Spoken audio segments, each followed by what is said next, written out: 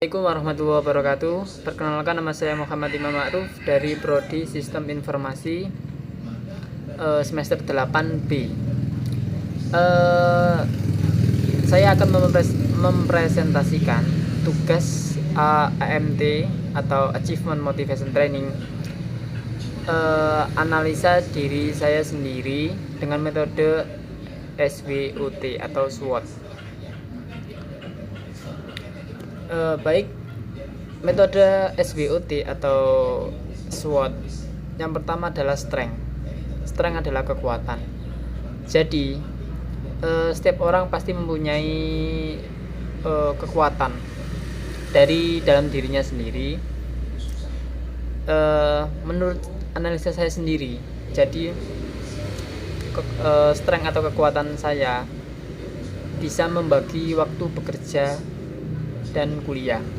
Jadi selama saya kuliah dari semester 1 sampai semester 8 ini, saya masih aktif bekerja juga. Jadi saya berusaha memanage waktu atau membagi waktu saya antara bekerja dan kuliah. Jadi untungnya saya bisa membagi saat saya masuk kuliah pagi, jadi saya bisa bekerja waktu siang ataupun sebaliknya. Yang kedua adalah bertanggung jawab atas tugas yang diberi oleh dosen. Jadi saat mata kuliah sedang ada di kelas, saya kan pasti ada salah satu dosen yang memberikan tugas, entah itu dari pemrograman ataupun matkul umum. Saya akan mengerjakan itu saat saya ada sela-sela waktu dalam bekerja, itu saat istirahat atau saat saya pulang bekerja. Nah, saat-saat waktu-waktu itu saya gunakan sedemikian mungkin untuk mengerjakan tugas-tugas saya kebut agar cepat selesai. Setelah selesai, saya akan mengirimkan tugas tersebut ke dosen yang bersangkutan sesuai yang disampaikan di mata kuliah ataupun yang di kelas. Yang selanjutnya, poin bisa bekerja dengan giat. Nah, salah satu kemampuan saya adalah bisa bekerja dengan giat. Jadi saya selalu berusaha atau mengoptimalkan saya bekerja dengan sungguh-sungguh ataupun giat, karena saya juga ingin mempunyai penghasilan sendiri. Jadi saya berusaha untuk bekerja juga untuk dapat penghasilan sendiri dan tidak bergantung kepada orang tua. Mampu untuk berkomunikasi dengan baik. Nah, jadi berkomunikasi dengan baik, saya sudah menerapkan atau sering belajar juga dalam suatu komunikasi dengan teman ataupun orang-orang terdekat ataupun dengan orang-orang baru. Mudah beradaptasi dengan lingkungan. Jadi saya juga belajar adaptasi dengan lingkungan yang baru maupun lingkungan lama. Kadang kan seseorang kan tidak tidak bisa beradaptasi dengan lingkungan, entah itu karena tidak bisa mengimbangi cara bicaranya ataupun dengan perilakunya ataupun karakter setiap orang-orang yang ada di sekitarnya. Yang selanjutnya adalah dapat mengatur keuangan berdasarkan kebutuhan. Jadi ini adalah salah satu poin juga, karena tidak semua orang bisa mengatur keuangan dari penghasilannya dari bekerja. Apalagi saat mahasiswa sekarang kan pasti kan ada aja untuk kebutuhan uang jajan ataupun uang bensin ataupun buat print, fotokopi dan lain sebagainya. Jadi saat saya ada penghasilan dari bekerja tadi, saya berusaha mengatur keuangan berdasarkan kebutuhan saya. Jadi saya biasanya saya buat catatan. Jadi saya buat catatan untuk kebutuhan saya yang pribadi ataupun yang utama. Yang kurang prioritas atau kurang utama, biasanya saya tidak belanjakan dulu uang saya atau tidak saya keluarkan dulu. Saya tabung sementara untuk kebutuhan yang lebih utama. Yang kedua adalah weakness, kelemahan. Jadi setiap orang juga punya kelemahan pastinya, karena tidak ada setiap orang pun yang tidak punya kelemahan. Menurut analisa saya sendiri, saya juga memiliki nilai kelemahan itu. Di antaranya memiliki kebiasaan menunda tugas deadline. Jadi kebiasaan yang agak sulit menurut saya yang saya alami. Jadi waktu ada tugas, ada beberapa yang saya kerjakan, tapi beberapa juga saya tunda-tunda dulu. Ya nanti aja gitu. Jadi akhirnya malah mepet gitu. Mepet apa bahasa ya? terlalu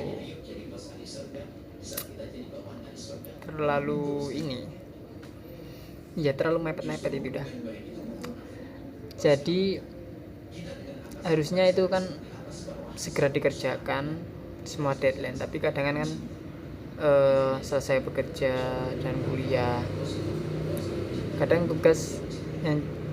ada tugas 3-4 yang dikerjakan baru 1, jadinya yang lainnya ditunda dulu kan gitu. Itu salah satu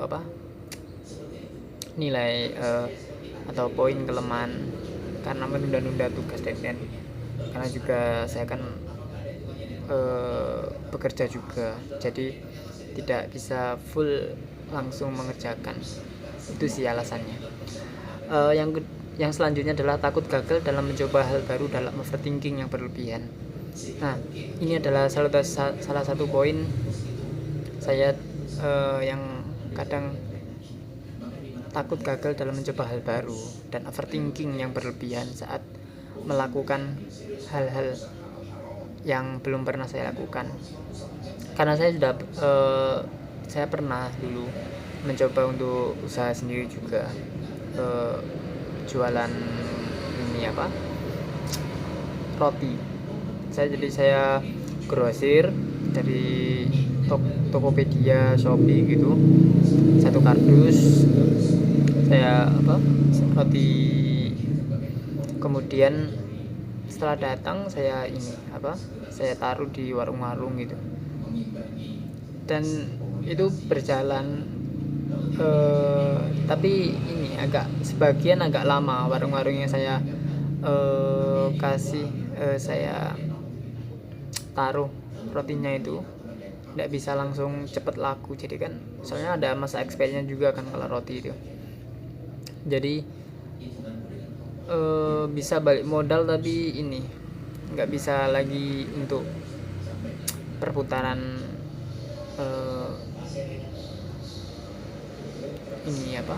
grosirnya itu atau pulaannya. Jadi kadang overthinkingnya seperti itu menurut saya pribadi. Yang ketiga adalah opportunity atau peluang. Dimana peluang pasti ada dalam setiap orang maupun dalam diri sendiri, yaitu yang mampu membaca peluang adalah dirinya juga. mampu berkomunikasi dengan baik dengan teman atau orang baru. Nah, kalau menurut saya pribadi, setelah saya menganalisa, saya adalah tipe orang yang mampu berkomunikasi dengan baik dengan teman ataupun orang baru dengan mengajak ngobrol dulu, mungkin kan, sebagai contohnya perlahan-lahan ditanya gitu kan, dari mana, namanya siapa kan gitu, tinggalnya deket atau jauh dari lingkungan kampus atau lingkungan kerja kan gitu. Jadi itu salah satu poin dalam peluang saya adalah bisa berkomunikasi dengan baik dengan teman atau orang baru. Yang selanjutnya adalah mudah bergaul dengan orang baru.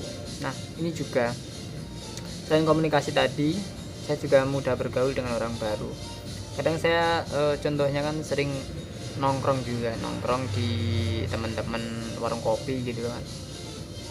Kadang ada temennya temen kan gitu. Jadi ada yang ikut nimbrung lah di situ. Ngobrol, kita sharing masalah apa.